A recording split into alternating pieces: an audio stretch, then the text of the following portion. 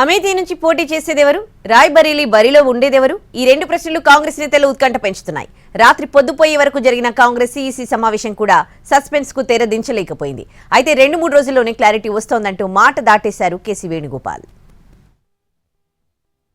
అమేథీ, రాయ్బరేలీ ఈ రెండు పార్లమెంట్ నియోజకవర్గాలు కాంగ్రెస్ లో ఉత్కంఠను పెంచేస్తున్నాయి. రాహుల్, ప్రియాంక పోటీ చేయాలని యూపీ కాంగ్రెస్ కోరుతోంది. ఇదే ప్రతిపాదనను కాంగ్రెస్ హైకమాండ్ కు పంపించింది యూపీ కాంగ్రెస్. ఇదే విషయంపై చర్చలు జరుగుతున్నాయి. అయినా కూడా అమేథీ నుంచి పోటీ చేసేది ఎవరు, రాయ్బరేలీ బరిలో ఉండేది ఎవరనే విషయంపై హస్తం అధిష్టానం ఇంకా క్లారిటీ ఇవ్వలేదు.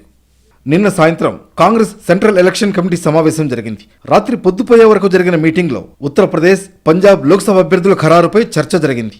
ఇదే సమయంలో యూపీ కాంగ్రెస్ పెట్టిన ప్రతిపాదనపై చర్చ జరిగింది. అమేథీ, రాయ్బరేలీ నుంచి రాహుల్, ప్రియాంక పోటీ చేయాలని UP Congress incharge Avinash Pandey, CLP నేత ఆరాధనా మిశ్రా ప్రతిపాదన పెట్టారు. ఈ ప్రతిపాదనకు సిఇసిలోని సభ్యులు మద్దతు ప్రకటించారు. మార్చి 21న జరిగిన సిఇసి సమావేశంలో కూడా రాహుల్, ప్రియాంక పోటీ చేయాలనే ప్రతిపాదన యూపీ కాంగ్రెస్ పెట్టింది. కానీ నిర్ణయాన్ని మాత్రం సిఇసి తీసుకోలేకపోయింది. 1-2 రోజుల్లోనే నిర్ణయం తీసుకునే అవకాశం ఉందని కాంగ్రెస్ వర్గాలు చెబుతున్నాయి.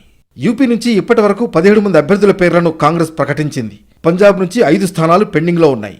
అన్ని సీట్లపై చర్చించినా ఏకాభిప్రాయం కుదరకపోవడంతో పంజాబ్ విషయంలో మరోసారి చర్చించాలని సిఇసి నిర్ణయించింది.